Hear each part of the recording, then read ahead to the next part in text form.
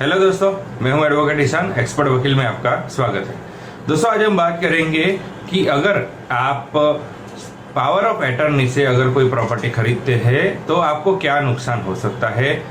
कई बार कुछ लोग होते हैं जो पावर ऑफ अटॉर्नी से ही प्रॉपर्टी खरीद लेते हैं और जो स्टैम्प ड्यूटी है वो नहीं भरते हैं, रजिस्ट्री नहीं कराते हैं।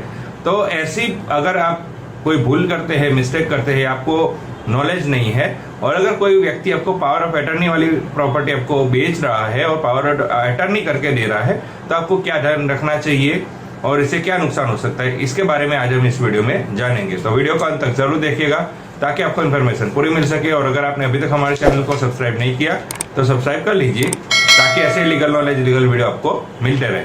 तो चलिए शुरू करते हैं।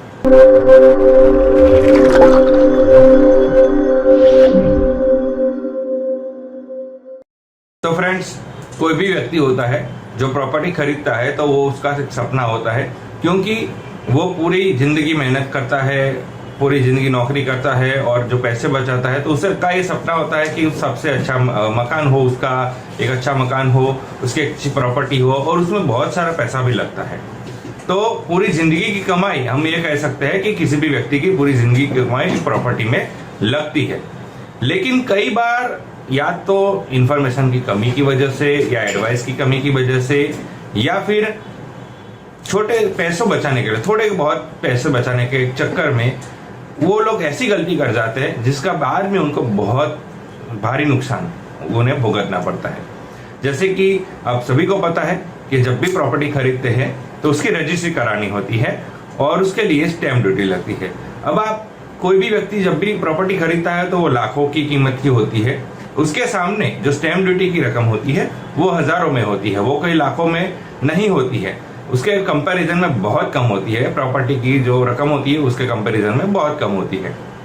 लेकिन कुछ लोग उस कम रकम को भी बचाने की कोशिश करते हैं, जबकि इसके सामने लाखों रुपए की प्रॉपर्टी वो खरीदते हैं तो वहां पर वो इतने बचाने की कोशिश नहीं करते हैं और उसी में वो या तो पावर ऑफ अटॉर्नी करते हैं या तो फिर फुल पेमेंट अग्रीमेंट करते हैं। अब ये दोनों ऐसी चीज होती है जो कि आपको मालिकाना हक नहीं देती है।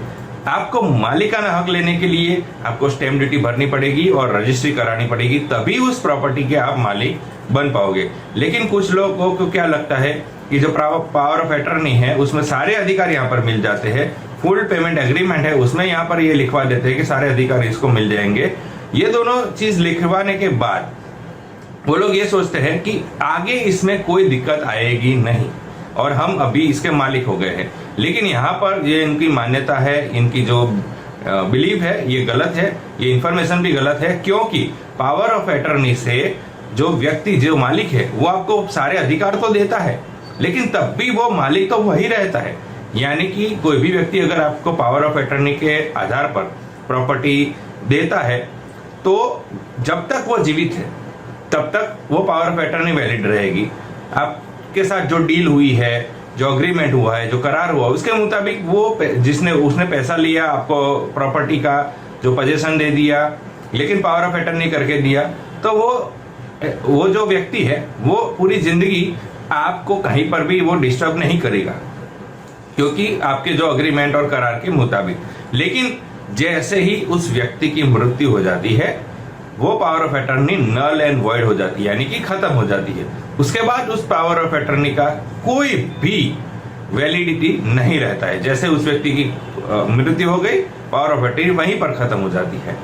अब क्या होता कि उसके जो वारिस है उन्होंने तो आपके साथ डील नहीं किया है तो वो लोग क्लेम कर सकते हैं, क्योंकि अभी भी मालिक तो वो ही व्यक्ति था जिसने आपको पावर ऑफ अटॉर्नी दी थी, जिसने सारे अधिकार दिए थे, तो मालिक तो वही था। तो उसके जो पुत्र है, उसके जो वारिस है, वो आपकी जो प्रॉपर्टी है उसके लिए फिर दावा ठोक देंगे कि ये तो बेची ही नहीं, केवल आपको अधिकार दिए थे और अब ये वापस चाहिए। तो आपने जो हजारों रुपए बचाने के चक्कर में जो रजिस्ट्री नहीं कराई, स्टैम्प ड्यूटी नहीं भरा, और वहां जो वो गलती आपको इतनी भारी पड़ सकती है, क्योंकि मालिक तो वो है, तो वो क्लेम करेंगे, कोर्ट में केस करेंगे, केस भी जीत जाएंगे तो आपको वो प्रॉपर्टी खाली भी करनी पड़ सकती है।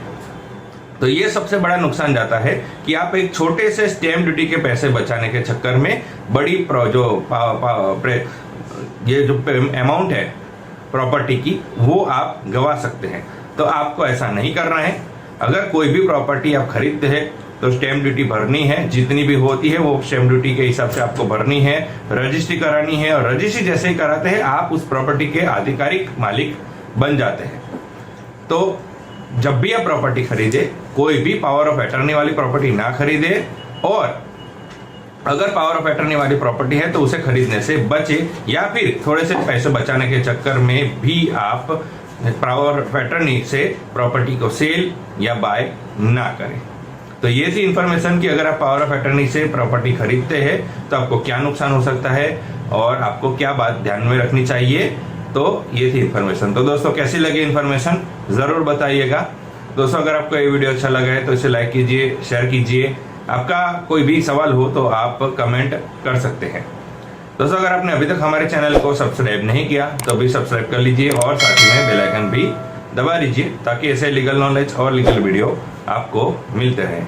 इसके साथ आप हमें हमारे सोशल मीडिया प्लेटफॉर्म है फेसबुक, ट्विटर, इंस्टाग्राम और लिंक्डइन पर भी फॉलो कर सकते हैं। और इस वीडियो को पूरा देखने के लिए धन्यवाद।